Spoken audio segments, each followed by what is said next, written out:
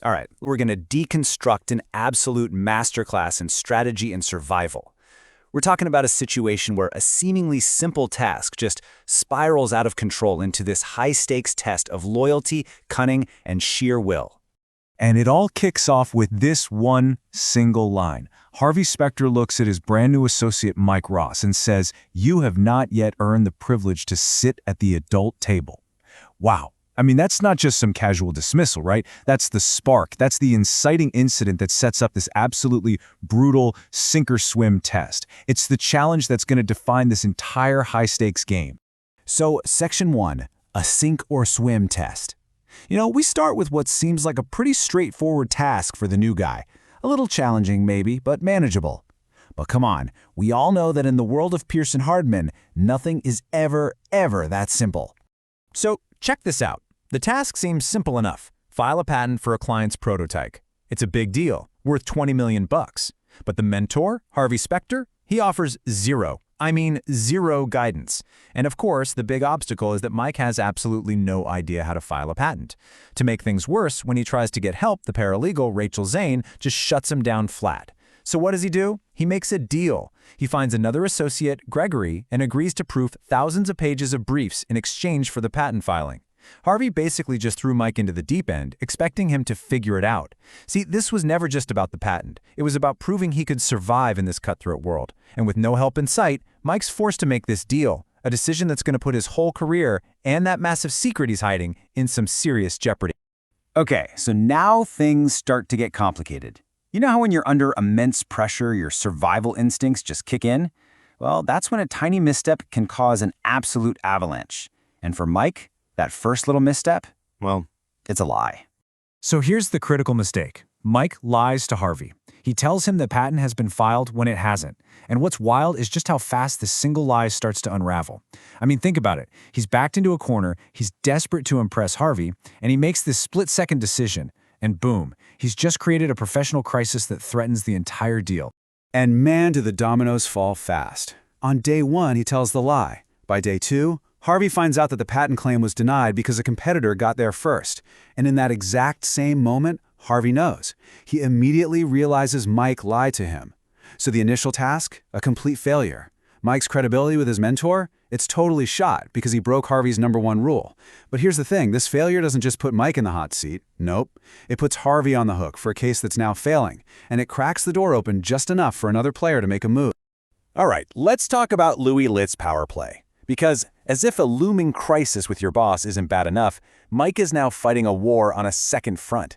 Enter the firm's other senior partner, Litt, who looks at Mike's vulnerability and sees, well, a golden opportunity.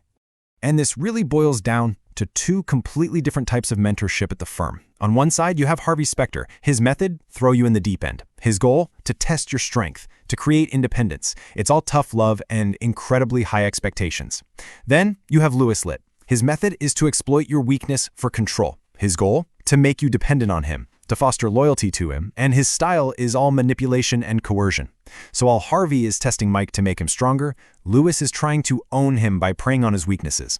It's this really dangerous game of manipulation, and Mike is the pawn caught right in the middle of it. And Lewis's blackmail scheme is just something else. First, he isolates Mike. He forces him to skip that crucial patent work for a so-called lunch at a tennis club. Then, he brings out the leverage, a fake drug test that shows Mike failed. And then comes the task. He demands that Mike get high with a potential client, this guy Tom Keller, to win his business. The threat is clear, even if he doesn't say it out loud. If you refuse, you're fired. So Mike is now completely, utterly trapped. He's trying to put out this fire with Harvey on one side while being systematically blackmailed by Louis on the other. See, Louis doesn't want a protege, he wants a puppet on a string. So while all this is happening, while Mike is getting totally compromised by Louis, the fallout from that initial patent failure, yeah, that's landing squarely on Harvey's shoulders, and it's forcing him into his own seemingly unwinnable case. I mean, look at this situation. It's impossible. Harvey needs an injunction to stop the competitor, right? But the judge, this guy Donald Pearl, is openly hostile. And why? Because the judge wrongly believes that Harvey had an affair with his wife. The result? Injunction denied. The legal path is completely blocked. Harvey's path through the courts is a total dead end, all because of a personal vendetta based on a lie. It doesn't matter how good his legal argument is, that judge is never going to rule in his favor. The whole system is rigged against him. So, how do you solve an unsolvable problem? This is where we see Harvey's true genius. He knows that if you can't win the game playing by the established rules, well, then you have to change the game itself. And what he does is just brilliant. It's the Specter gambit. So the problem is, a competitor filed the patent first. The obstacle is, the court won't grant an injunction, so he pivots. If you can't protect the patent, then you make the patent worthless to everyone. And the move? He threatens to release the phone's design specs on the web for free. It's this beautiful, counterintuitive checkmate. It's like a classic business strategy of asymmetric warfare, right? He just bypasses the legal system entirely and attacks their financial incentive. He basically tells them, if I can't have it, nobody can. And that forces their hand. And the result of that move? $400 million. The competitor is forced to settle for a staggering $400 million. Harvey didn't just win. He completely, totally outmaneuvered his opponent. He turned an impossible situation into a massive, massive victory. Which brings us to Mike's first checkmate. Because you can bet that Harvey's masterclass in unorthodox problem-solving was not lost on Mike. He's been watching, he's been learning, and now he has to find a way out of his own impossible situation with Lewis. See, Louis thinks he has the ultimate leverage. He really believes he holds Mike's entire career in his hands. That fake drug test is, in his mind, the perfect weapon. It's his way to ensure Mike's absolute loyalty and obedience. But Mike found the loophole. Just like Harvey, he realizes he doesn't have to play Louis' game. He doesn't have to fight the blackmail head-on. He can find another way out. And that loophole is buried in the Pearson Hardman drug policy. There's a clause that says an associate cannot be compelled to take a second drug test within 3 months of their last one. And this is the brilliant part. The answer wasn't to fight Louis' lie with the truth. It was to use the firm's own policy against him. So Harvey gives Mike his real, clean drug test from when he was hired, and Mike uses this one little rule to neutralize Louis's threat completely. And it all comes together with this quote from the client, Tom Keller. A little deviousness is the thing you look for in a good lawyer. Because that's the final move, right? Mike uses the very same deviousness that Louis tried to weaponize against him.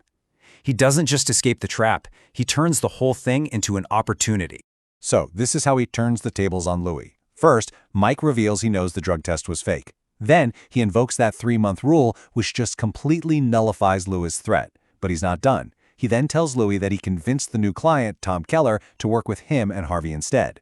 And the result of all this, Mike not only escapes the trap, but he also lands a new client, and, most importantly, proves his loyalty to Harvey. In one single move, Mike goes from being the victim to the victor. He proves he learned the real lesson of the day. It's not just about knowing the law, it's about knowing how to leverage the rules, the system, and yeah, even your opponent's own dirty tactics. So, having survived this insane trial by fire, has Mike finally earned his seat at the adult table? I mean, think about it. He was tested, he was compromised, he came this close to failing, but in the end, he proved he could think like Harvey. He didn't just learn some legal procedure, he learned how to win a fight that looked completely unwinnable. And that leaves us with the real question, doesn't it? What happens now that he knows how?